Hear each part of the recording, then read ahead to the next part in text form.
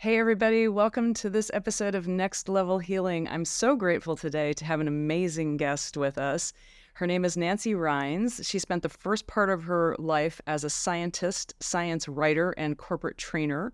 She was aligned with the standard skepticism prevalent in so much of the scientific community, which we've talked about here on Next Level Healing, until her life-changing bicycle accident and near-death experience, also known as an NDE. Now, Nancy is an avid spiritual seeker as well as a practitioner of compassion, kindness, contemplative prayer, and present moment awareness. Drawing on the transformational wisdom she learned during her NDE, she integrates the teachings of love, compassion, kindness, gratitude, and joy that form the foundation for a peace-filled, meaningful life.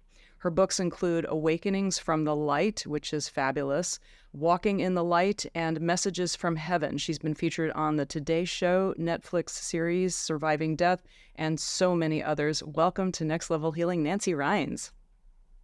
Thank you so much for inviting me into your little space here. I'm really looking forward to our talk today. Me too.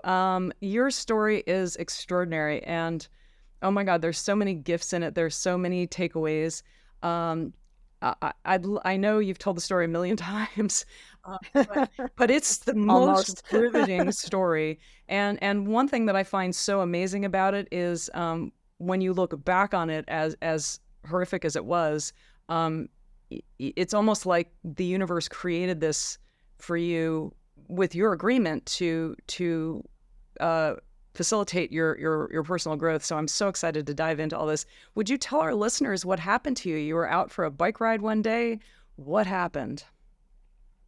Yeah, this was actually about 10 years ago now. It's been a whole decade. And I just was out for a bike ride in Colorado, and the weather was perfect. It was a beautiful day, so people don't have to worry that it was snowy or anything.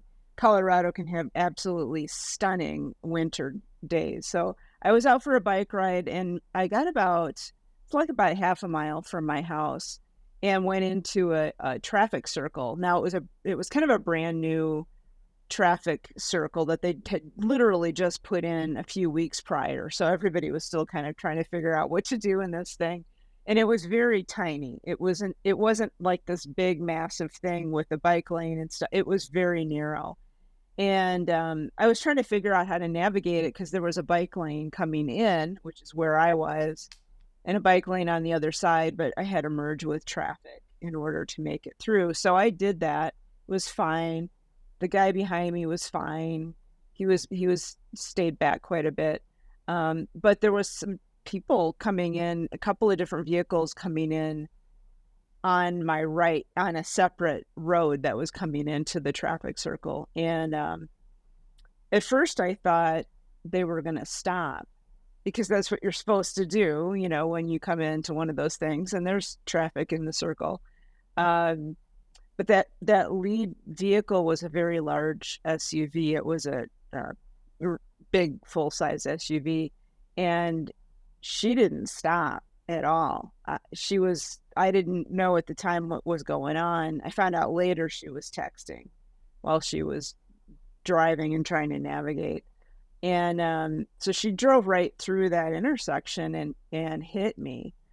And I couldn't really get out of the way. I know a lot of people have, said, well, why couldn't you get out of the way? Well, I've got a guy right behind me in a vehicle, and there's nowhere for me to go. I have got zero maneuver room. And what's amazing and so stories, it's almost happened like in slow motion. I mean, the details that you remember of this, even though, your very life depended on every move that you made. Yeah. But the detail that you remember it with and looking through the windshield and seeing this woman texting, like going, hello, do you know that I'm here?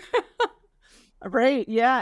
And that's I think in hindsight, a lot of people have said, well, I wouldn't want to remember any of that stuff. But I'm glad that I did, because it meant that I was absolutely conscious through the whole thing. Because if I hadn't been awake and conscious, I wouldn't have survived. It was because I was awake and able to do some things to save myself that I'm here. But yeah, I remember there's only one part that I don't remember. And it's how I got up on the hood of her vehicle. That's the only part out of this whole thing that I don't have a memory of. I remember I was trying to push off her vehicle with my hand. How I thought that was gonna make a difference, I don't know, but, I was trying to push off her vehicle with my hand, and then the next thing I knew, I was up on the hood looking in through the windshield, like, eye to eye with this woman. Well, eye to I phone, she just phone. was busy on her phone. Wow, I can't imagine what the thoughts must have been in that split sec. No. Hey guys, studies are showing that 68% of people that watch podcasts regularly don't click the subscribe button. Do me a huge favor. If you like this content, click subscribe so other people know where to go for the cool stuff. Thank you. Her kids in the back seat of the thing saw me. Her 2 little boys, and I can't imagine, like, I'm sure they're been traumatized by this, but they saw me. I could see their little eyes looking between between the seats, and they saw me, but she didn't. She was really busy with her phone. Yeah, so and I'm like, you just said, like, can't you see that I'm here?" She didn't even notice that I hit the hood. How could you not feel a It thud would, when it would be funny if it wasn't so life-threatening. I know. It's crazy how unconscious people can be when they're driving, especially if they're distracted. And the fact that she actually ran over my bike with her tires. So she didn't feel that. So how did you get from the hood of the car, which, I mean, this whole step-by-step thing was just harrowing. Yeah. Yeah, so I was on the hood trying to hang on because I thought, well, shoot, if I hit the pavement, I'm dead.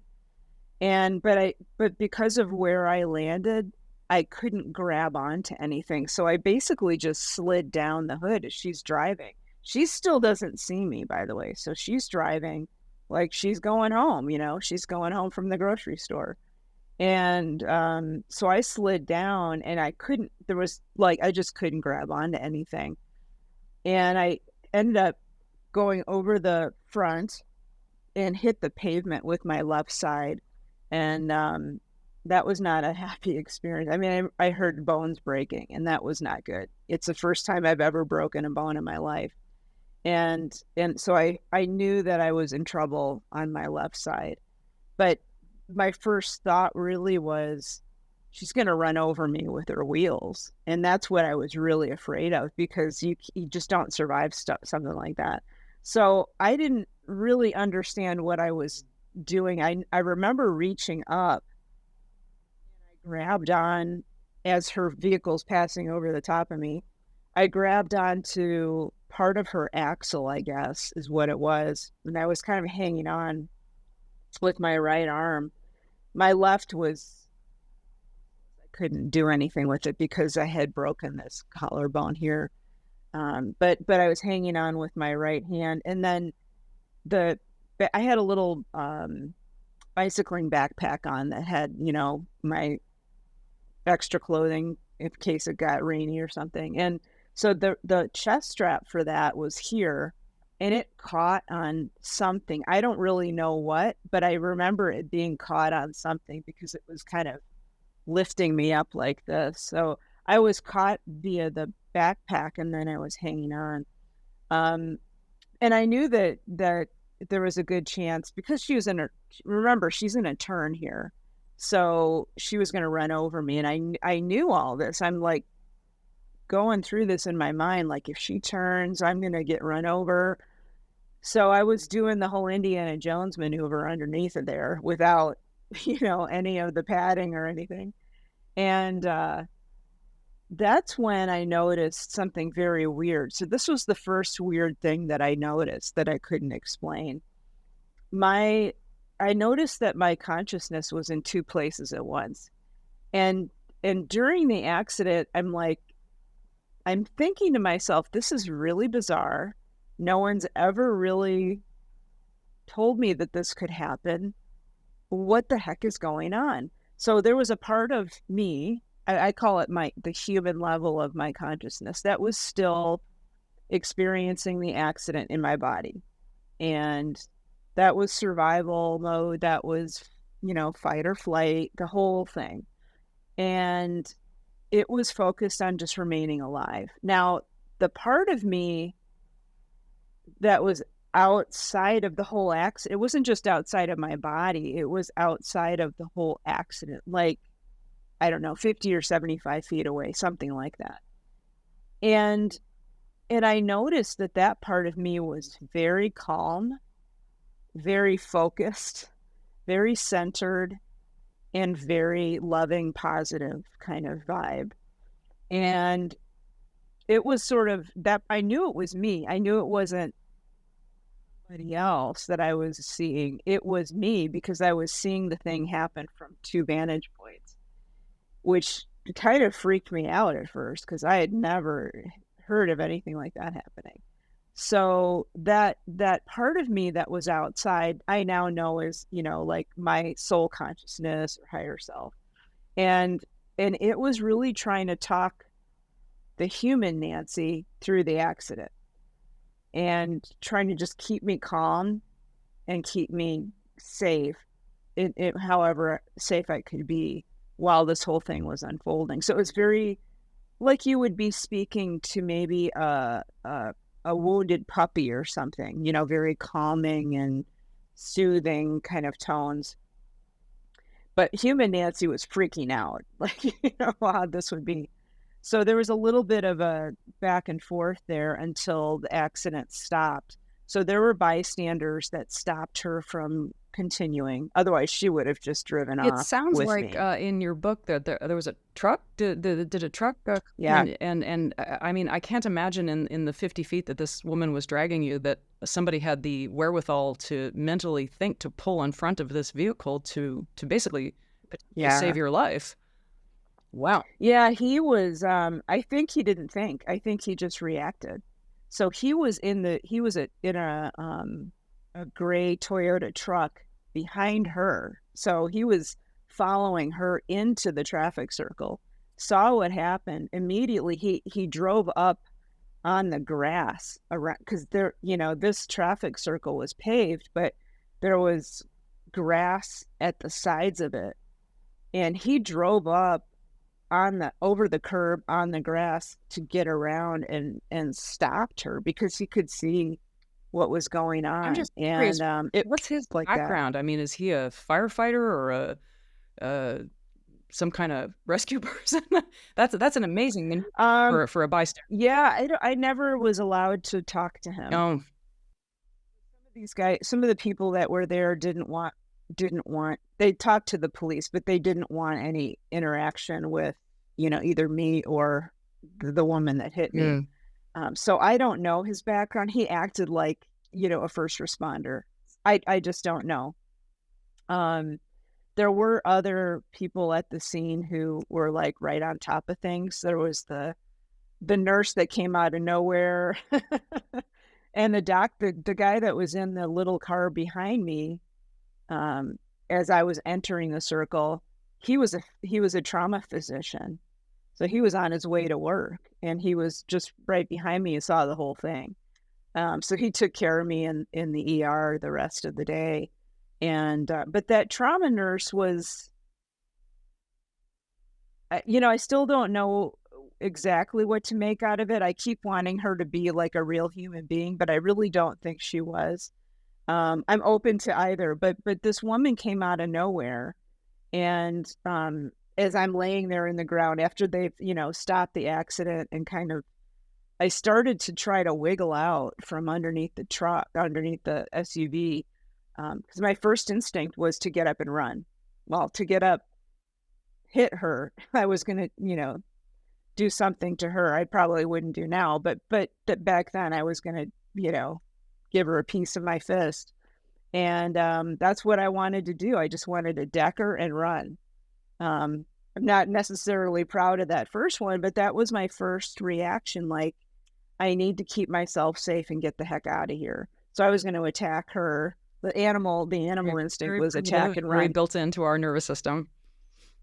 Exactly, and it was like, it's still bizarre to keep that in mind, like, "Oh my gosh, we really can go back to that animal reaction," and, it's beyond thinking, you just do it. So, I was gonna try to get up and hear things and run away, and I'm kind of, like, starting to wiggle around, and this woman comes up from I don't know where, because I can't really see. I'm, laying on my back on the ground looking up. And she put her hands on my shoulders and she told me her name was Anne and that she said a trauma nurse. And that's all I heard was her name and trauma nurse. And then she said, um, you need to stay on the ground. I'm going to keep you on the ground until the paramedics come. So she actually physically, I could feel hands on my shoulder. So she was physically keeping me pinned to the ground Which because she could see I your was life. struggling. Yeah, like if she hadn't done that, we found out later in the ER, um, effectively, like, there weren't too many bones in my back that were not broken. My neck was really a mess. It was, I think, 4 vertebrae in my neck were broken in multiple places. Um, all of the tendons and ligaments that go up and down your neck, all of those were torn. So I had nothing really except the spinal cord holding my head on and in place. So if she hadn't held me down, I would have instantly kind of flopped over and my neck would have broken, like probably right at the base of my skull. It was pretty bad. So whoever she was, so grateful that she was there and responded. And of course, the doc came out too. He got out, he parked his vehicle and came out. But so the two of them were with me while the paramedics were coming. They were close by. Everything was like happening very quickly. The paramedics were a couple blocks away. The hospital, the trauma center was like a half a mile away, if that. It may not have even been that far. So I was in a really, I guess, a good spot for this to happen. But eventually, yeah, that when the paramedics came, because they were starting to feel around to see what was wrong with me, the pain level just went through the roof. I couldn't imagine being in so much pain. It was crazy. And that's when those two parts of me came back together in my body, was when the pain got really high. And it was like slamming, like that other part of me just slammed back in. I'm like laying there. I'm not even thinking about the pain. I can feel it, but all I'm thinking about was, what the heck was that just happened? I didn't say anything to anybody, but I'm thinking, "Oh my gosh, what was that?" I had no idea what that was all about. So they took me to the ER. It was bad. I mean, the doc that was in the car behind me he came in like every 15 minutes just to make sure I was still alive, because every time he came in, he'd say, "I can't believe you're still here. Like, you shouldn't have survived that." He couldn't contemplate that. He couldn't make it that couldn't make it into his brain, He like, actually say "How that did to you you? survive?" Yeah, many Wow. times. He said, "People just normally don't survive that kind of accident." He said, "We see these kind of accidents all the time, and you're the first one that survived." How did it feel to you to hear that? Well, I wasn't really thinking too much about that. I mean, I knew it was bad, but for me, I'm thinking, "Well, I'm here, so I guess it mustn't have been too bad." Because I was awake, they didn't put me under. I was still quite conscious.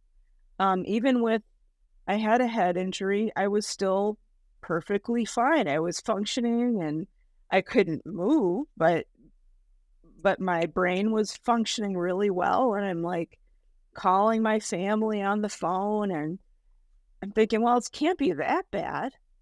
But, it really didn't dawn on me until after talking with a couple of different trauma surgeons who were there. where I realized that they've seen a lot of these and people don't normally survive. Wow. What were the next steps leading up to your surgery? Yeah, so they did the whole like, here's what's wrong with you. It was a crazy number of broken bones. Like at least probably like 24 broken bones in multiple places. So they kind of stopped counting because it was just so bad. And so they put me into the ICU because the biggest trauma was to my spine, as you could imagine.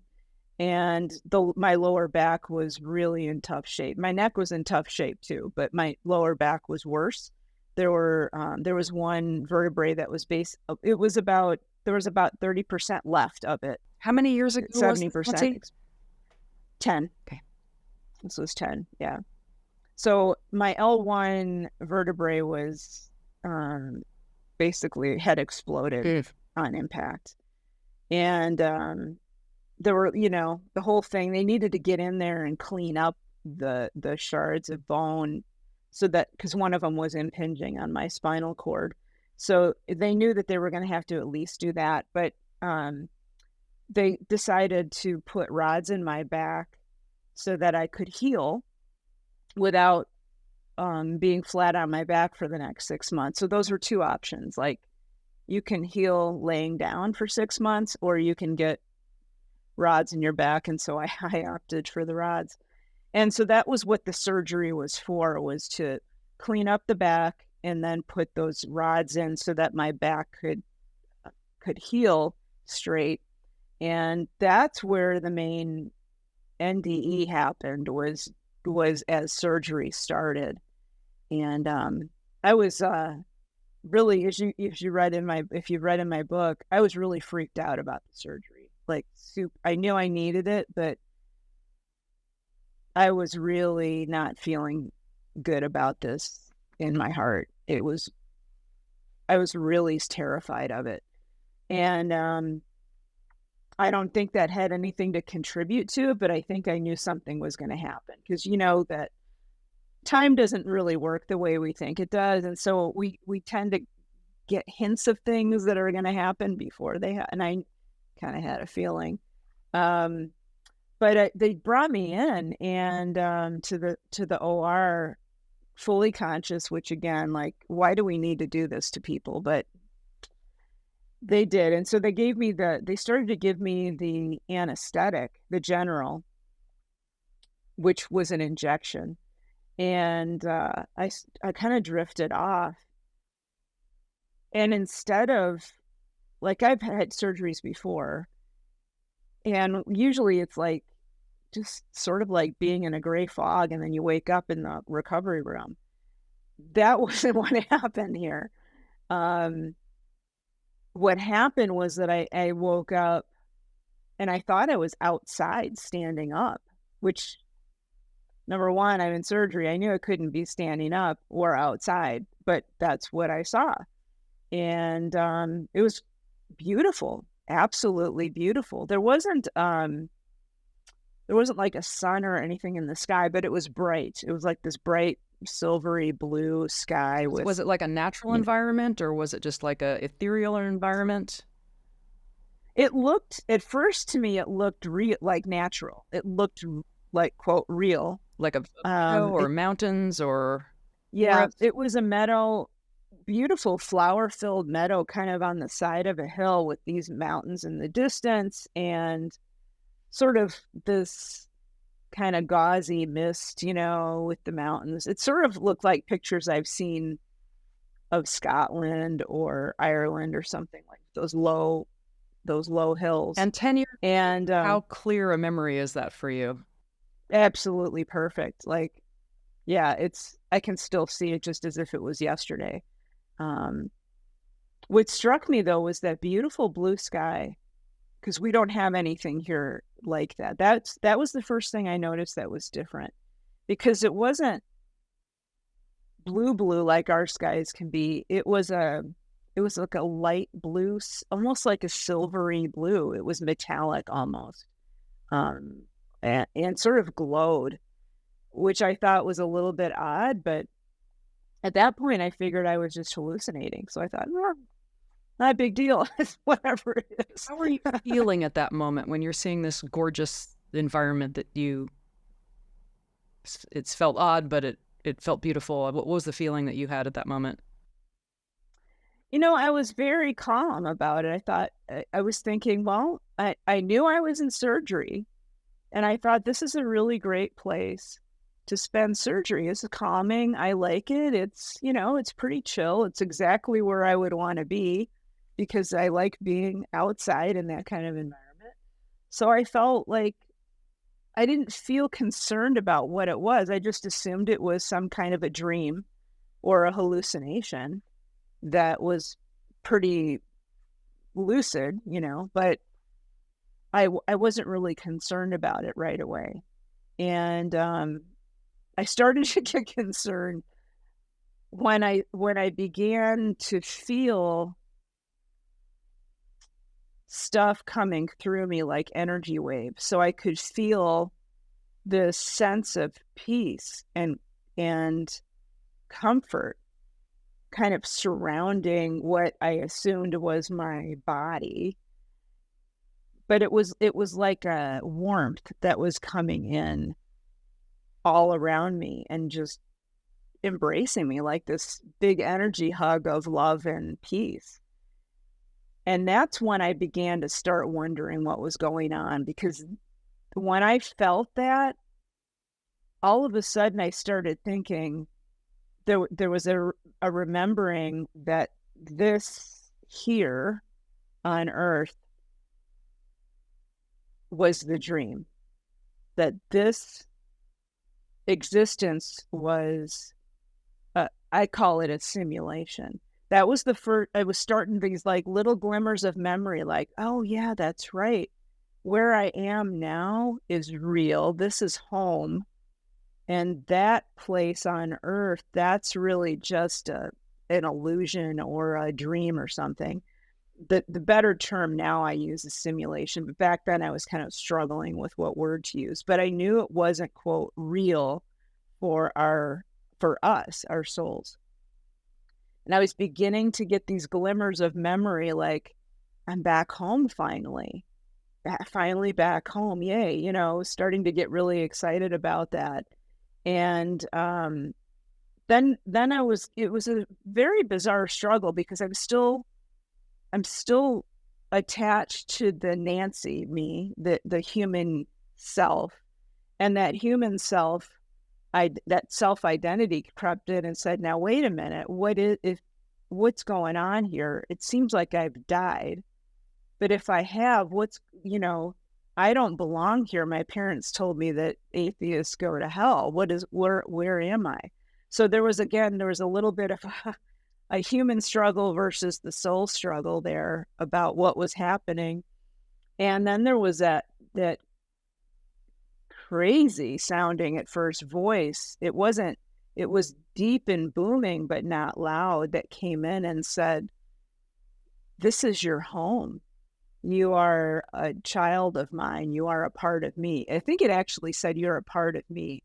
I felt as though it was like, you're a child of me. But actually, I think the words were, you are a part of me. Welcome home. And the welcome home just laid me out flat. I started to weep.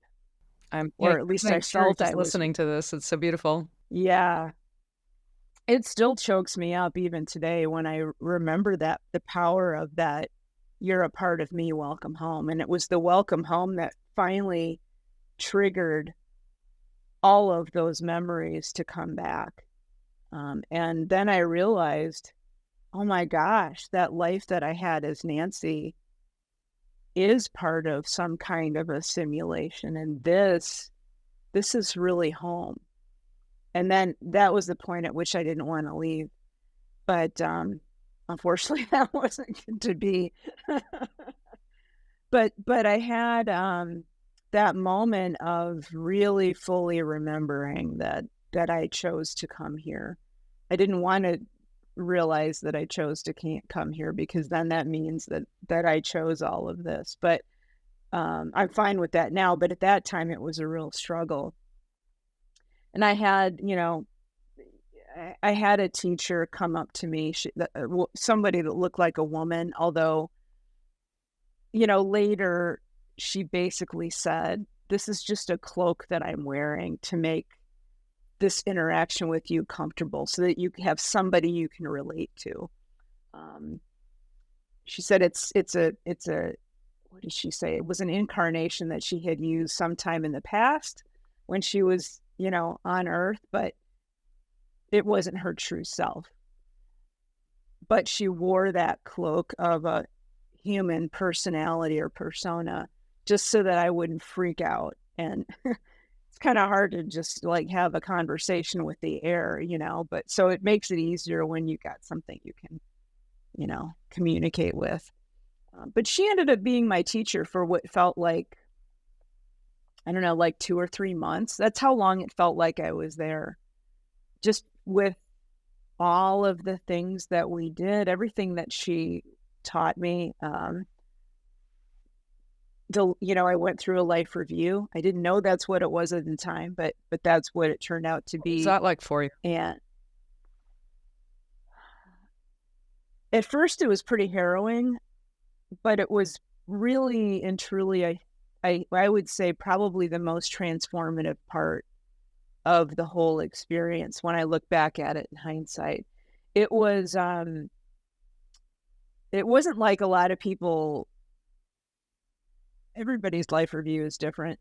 Mine was on a pond up in the mountains, and I got to see all these they look like little videos floating on top of the pond. And when I would focus on one of those little vignettes, which were a part of my life, I was sucked back into that memory of my life, but not just from my perspective, but from the perspective of everyone else I was interacting with too. So if I was doing, let's say if I said something to hurt someone, especially if it was intentional, not only would I experience my own memory of that event where I was kind of being a jerk, but I was also experiencing the feelings of the other people when I said that nasty thing to them.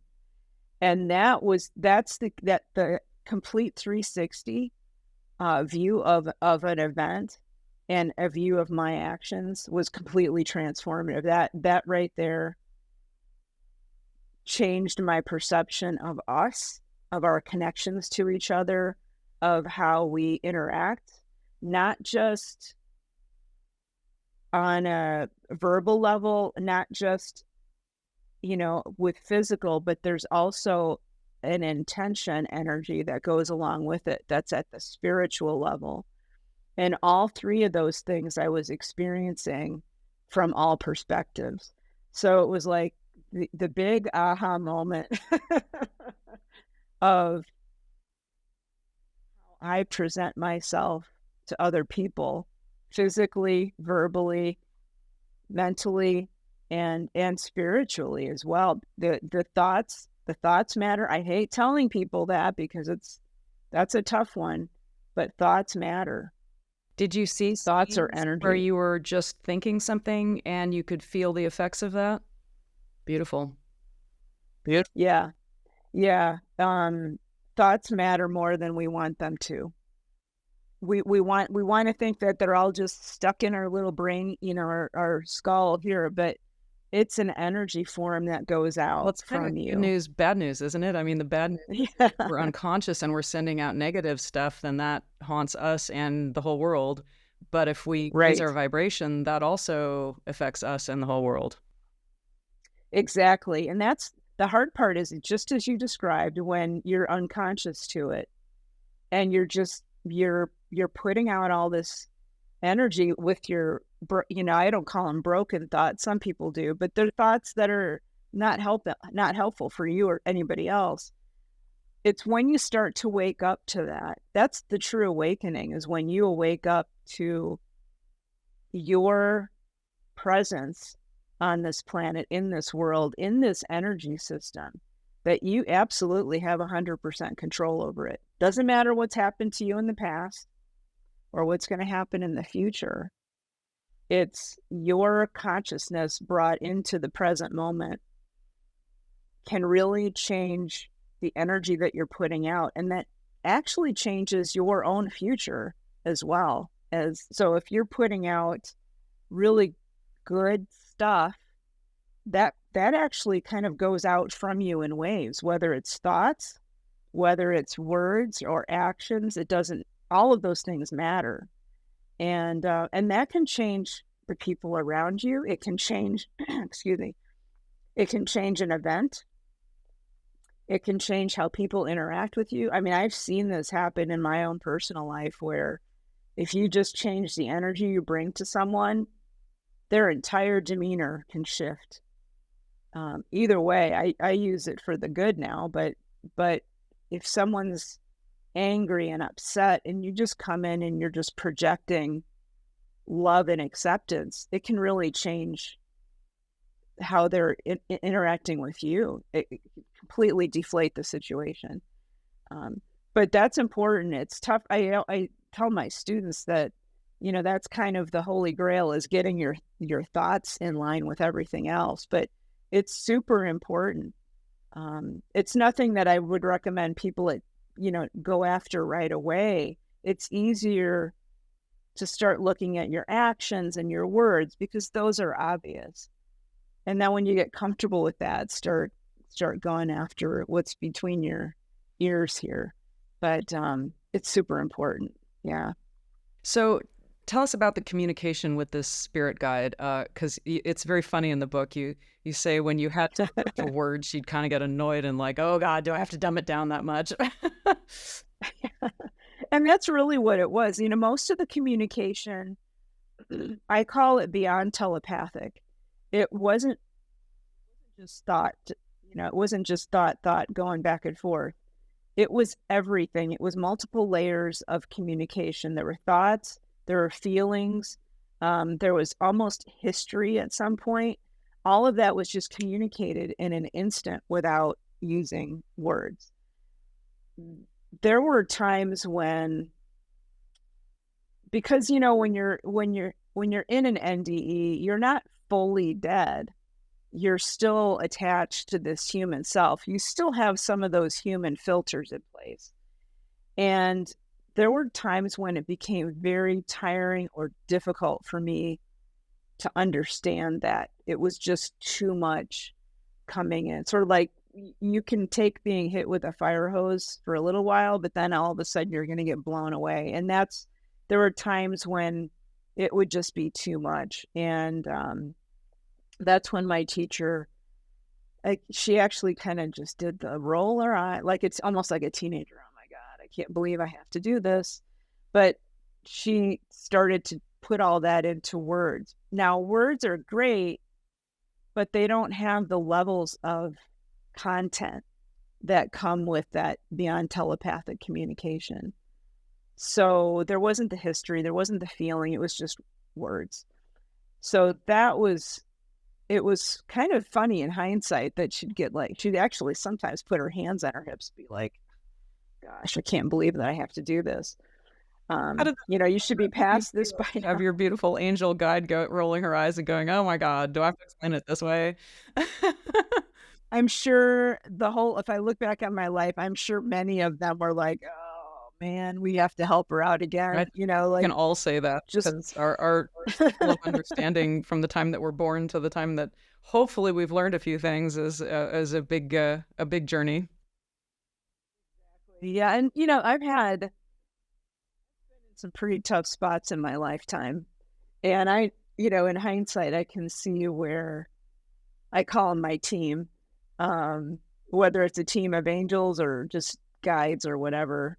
It's a mix, but where they've intervened to basically save my bacon a few times. There was a time when I was 4 years old where I fell off the side of a building and hit the pavement and it's another one. I should have died. I should have been, at the very least, had every bone in my back broken, but I had no bones broken and I was fine. And during my NDE, one of my, quote, angel friends, they don't call themselves that, by the way, we do, but he had a kind of a masculine presence, and he showed me at least 4 different times where he's basically put a bubble around me to save me, because I had gotten into some pretty tenuous situations. So they can do that, and if they have a specific level of ability, they can step in and really literally put a bubble of energy around us to save us. So, he had to do that a few times with me. But, Why did you realize that you had chosen this and that if there had been earlier spiritual learnings that perhaps this situation was avoidable? yeah, that's a good point to bring up. So, there was a point relatively early on in this experience where, my teacher was telling me that I had chosen this life. Not necessarily every little it's like people get a little confused about that. It's not like you plan out every little thing. That's not that's not how it works. It's sort of planned out in large, uh, kind of at a high level. I want to experience this, this, and this, or I want to do this, this, and this.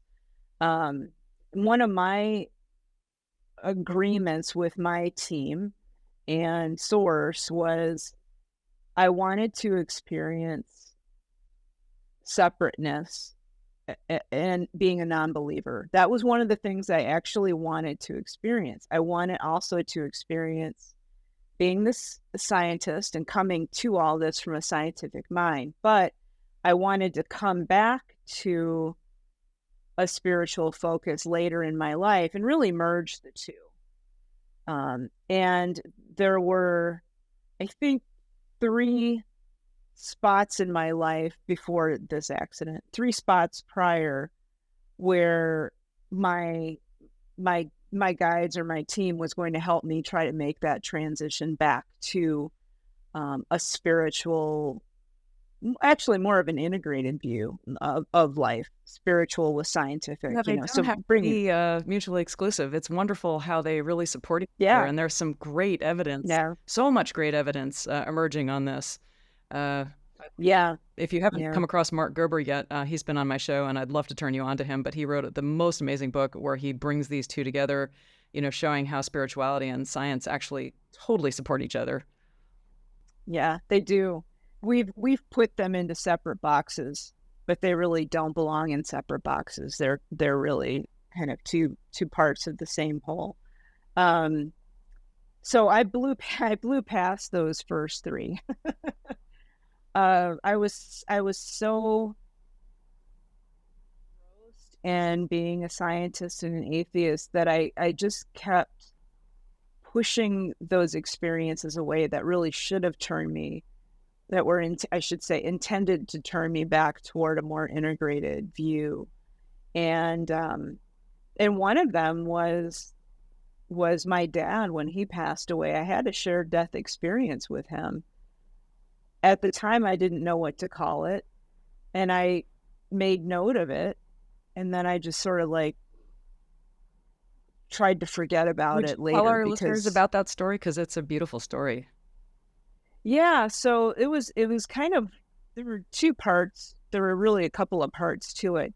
Um, all happened on the same day when my dad passed away. He had been ill for, gosh, 6 or 7 years with cancer and, um, was terrified of he was absolutely terrified of death.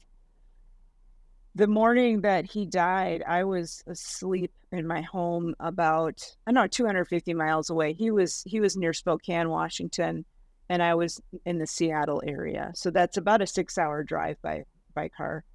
And I was asleep in my bed. It was 4 a.m. And I woke up kind of out of a sound sleep. Now my partner, uh he was having a hard time sleeping that night, so he got up actually at some point and went and slept on the couch in the living room just so he wouldn't disturb me with his moving around. So I was in the bedroom alone, and, I woke up at 4 it was almost on the dot at 4 a.m., and I'm looking at the base of my bed, and my dad's standing there. I'm like, "What in the world is this?" But he didn't say anything. I knew it was him. And he just basically I could feel the goodbye coming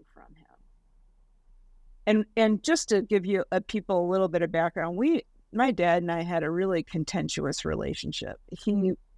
Um, I'll just leave it at that. It was challenging to grow up with him as my father. Well, leave it there. But there was a lot of love that he had for me, and he was very concerned about me.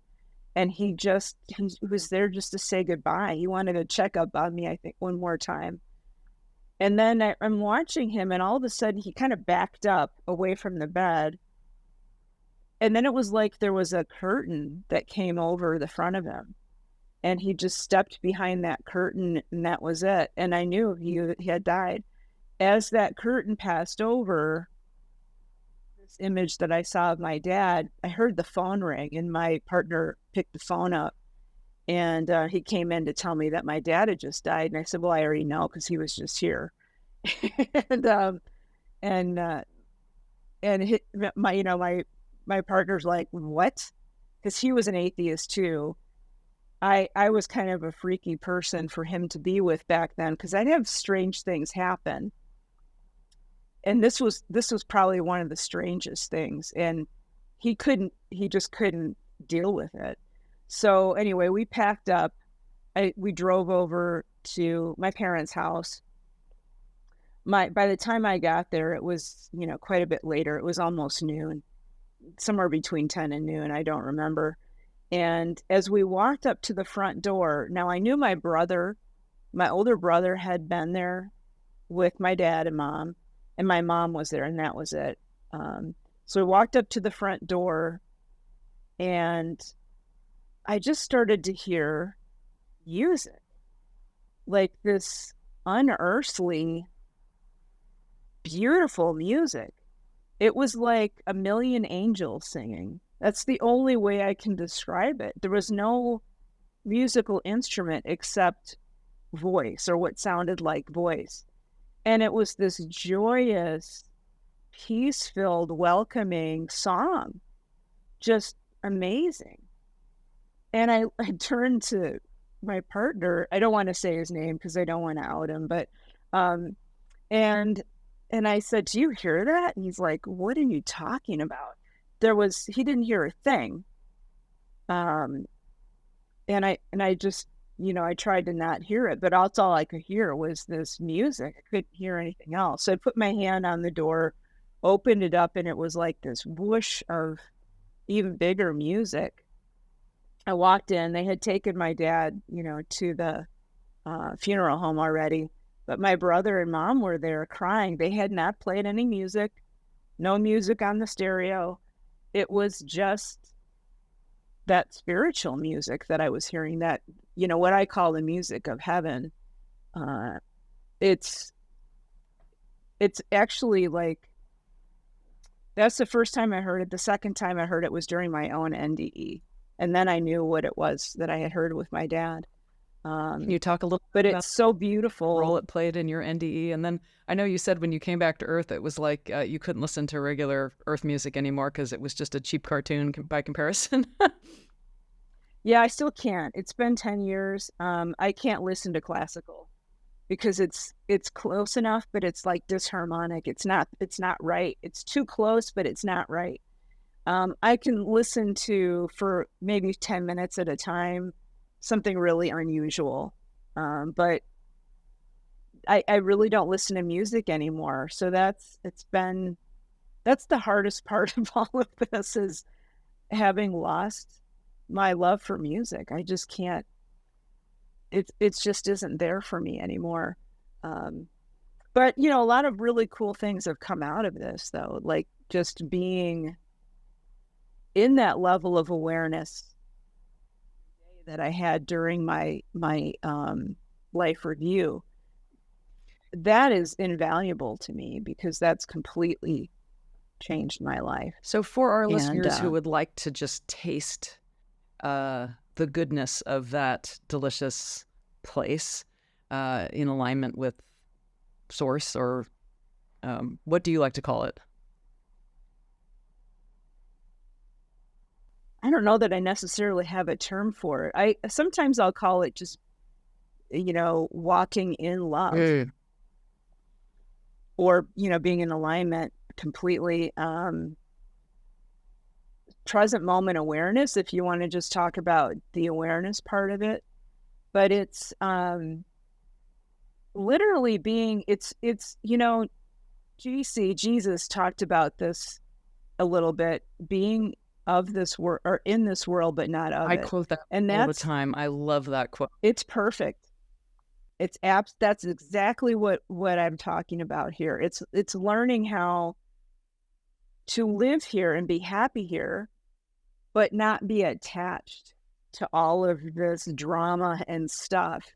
Being able to, you've reached a level of self-awareness and just awareness of who you are.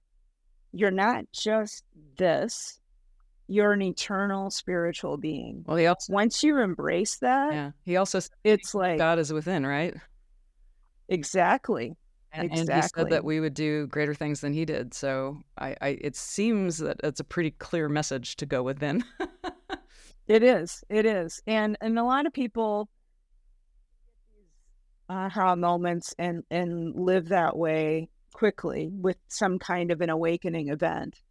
But even for me, it took a lot of effort to be able to live that way every day. I had that awakening event, but then I had to learn techniques that would help me just be that way all the time, walking in love all the time, making decisions based on love and not fear. Being able to see, it's bizarre, but in a good way, being able to see all of the energy involved in a situation. So if there's an argument going on, not only hearing the argument, but also seeing the energy involved from the different people involved in the argument. That's very interesting to see the world at the level of energy, not just stuff. It's like in the Matrix movie when they're seeing all the numbers going on the screen. That's what I'm talking about. It's being able to see the energy flowing from person to person, and to some extent being able to interrupt it if needed, or change it, or bring something different to it. But really, it's the awareness of, I can be here in this life in love, walking in compassion, spreading love and compassion, taking care of myself at the same time, but not being attached to all the drama and all of the intrigue that we like to bring into our lives as human beings. And so it raises your awareness up a notch. It's sort of like being a hawk on a pole, looking down at the earth and seeing everything from up above. You're able to see how you're interacting with people, how other people are interacting with you from a non-attached perspective based on love and compassion. What are your top daily or weekly or monthly practices that just help elevate your perspective? Yeah, so first of all, I try to be outside at least every day, once a day for a little, even if it's just a 15-minute walk. For me, that's I need to have that. Now, practice-wise, usually in the morning, I'll do, I don't have a ton of time for meditation, but I do meditate between 15 and 20 minutes before I actually get up out of bed. So I'll wake up, go into a meditation. I'll do intentions for the day then at that same time before I get up, and then also some gratitude. And those things really do help, especially the gratitude, really getting into it. Cement yourself. For me, it's still, I'm grateful I can, use my hands and I can walk. So what has that 10-year physical healing process been like for you? It was honestly, I hate to say it, pretty easy. Yeah, and that astounded a lot of my docs. I had, like I said, it was well over 100 different bone breaks, fractures, and at about week 4 after my accident, I had all my casts removed, which was startling because I had, even with the surgery, I was still in a full body cast.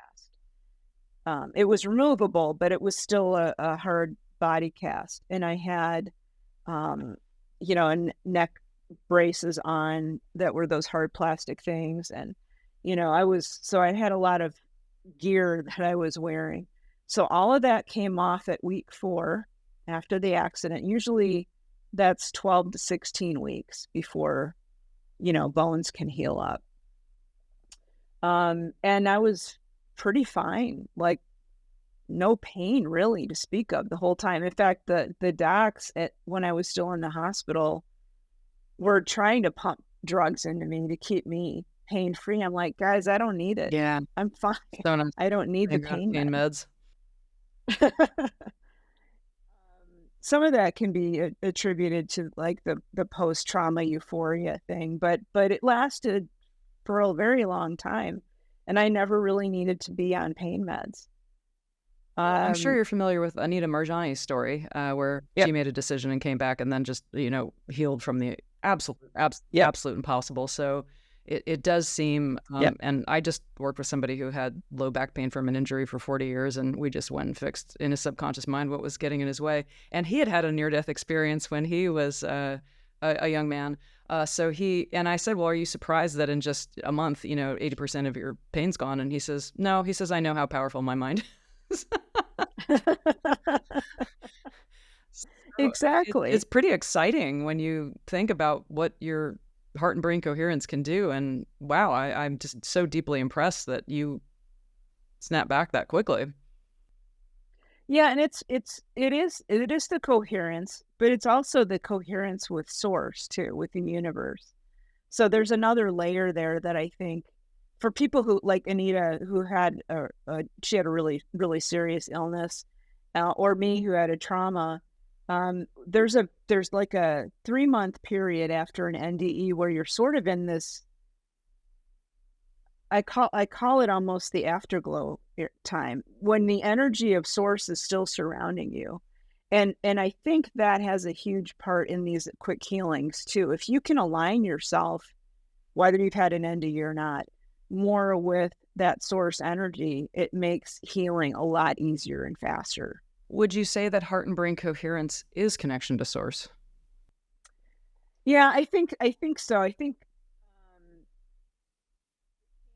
I should say it can be. I think there's a somewhat deeper level that we can go to. These things aren't just like in these little pockets. You can always expand your connection to source and make it stronger and stronger. So the stronger that you can do that, and heart coherent, the heart really is the window to source. That's certainly one of the things that I learned. Um, it isn't this. This is important, but the heart is really the window to source, or the direct channel to source. And the more that you can go into that heart space, and some of the things that I teach my students, or the things that I did right away, was to, like, even for 15 minutes, if you can just bask in the feeling of deep gratitude, doesn't matter what for, but if you can just sit in that space of gratitude for 15 minutes, it completely, over time, it will change the way that you show up in your life. Or if you can do that same thing, but staying in a state of love. So I've had people who don't feel like they have any love in their lives. And this is a really good exercise if you don't think you do. If you've got a pet or anything, well, a lot of people will have pets. Think about your pet and how much you love your pet. And just instead of thinking just about the pet, think about the love for the pet and bask in that love for as long as you can hold it. Most people can only start with a few moments, but the more that you can get into that feeling state of love, you're going into your heart space, and that's that connection to source.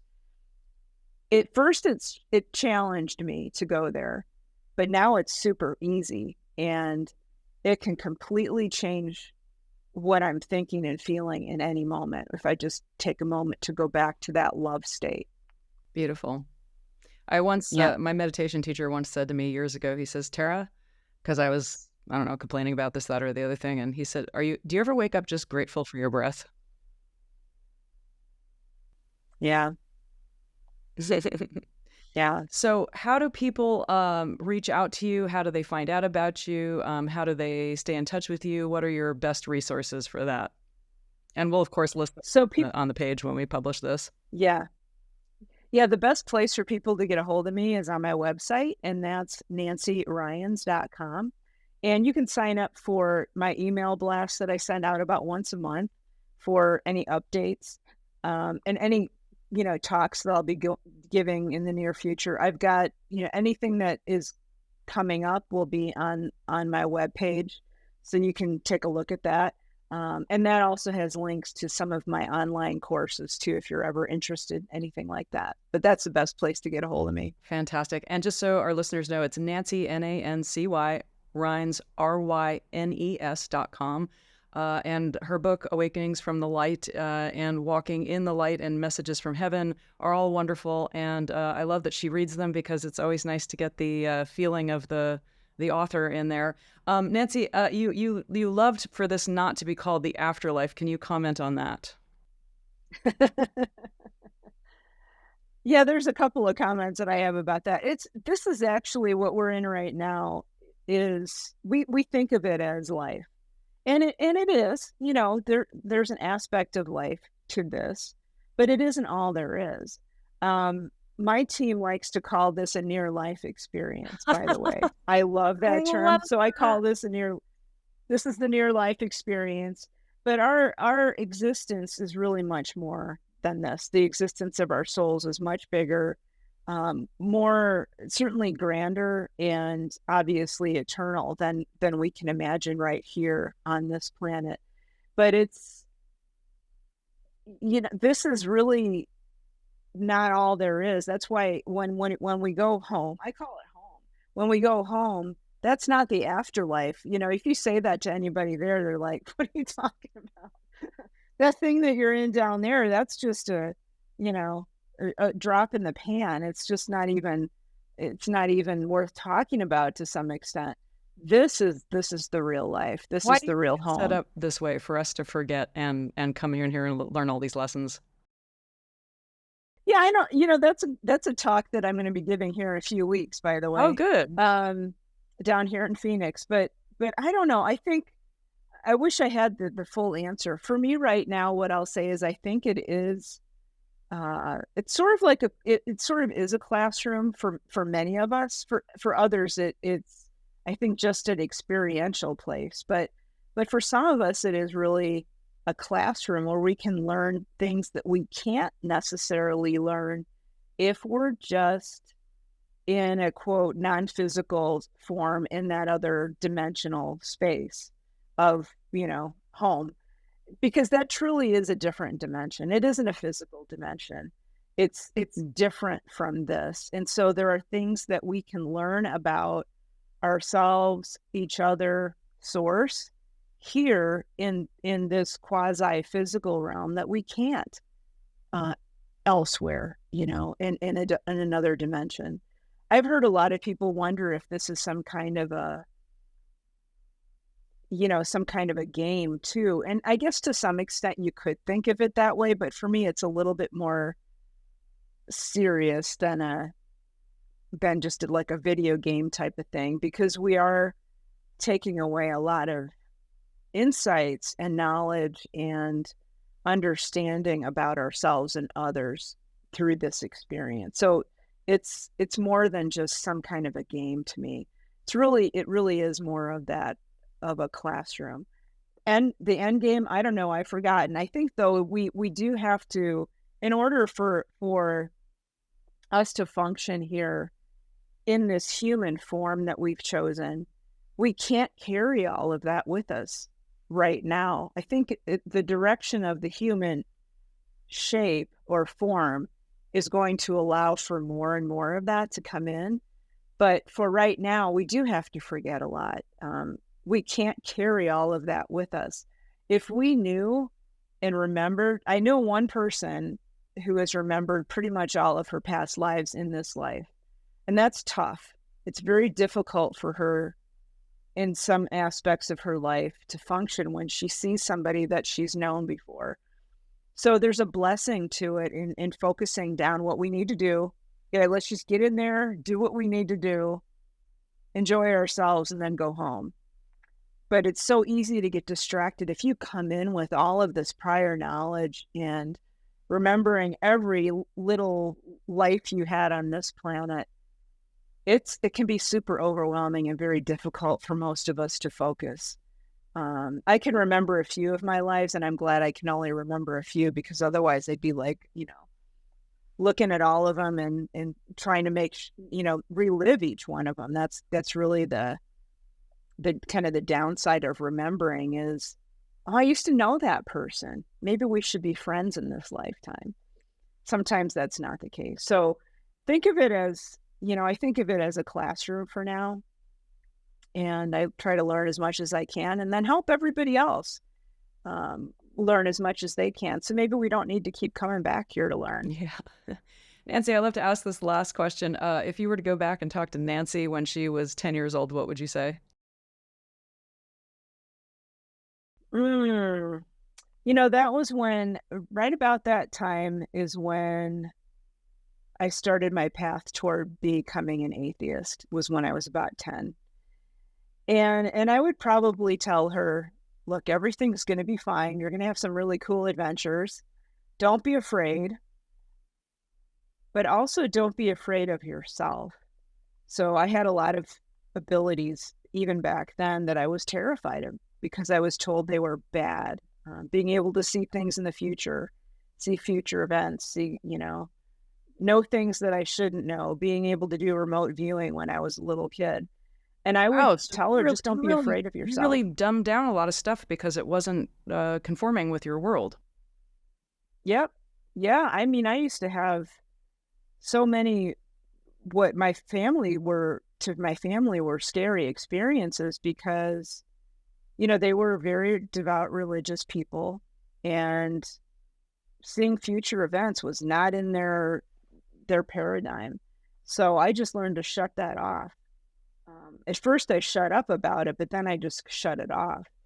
Being able to know things that were remote viewing is what we call it now. Back then I used to call it, I had my own term for it. But I was so scared because my parents were scared. So I would just tell myself, don't be scared of who you are. Don't be afraid of who you are. As you know, didn't believe all this stuff. And then he was presented with scientific evidence, which he publicly said was garbage. And the scientist who presented it said, well, you can say it's garbage, but you actually have to look at it first. And he's like, oh my goodness, all the, the telekinesis, the telepathy, the precognition, it all scientifically is verifiable out to many standard deviations, like 1 in a billion and beyond. So very interesting stuff. Nancy, I want to thank you so much for being on Next Level Healing today. It's been an absolute delight hearing your experience and the resources that you have for people. Thanks so much for being with us today. Thank you so much. I appreciate being here.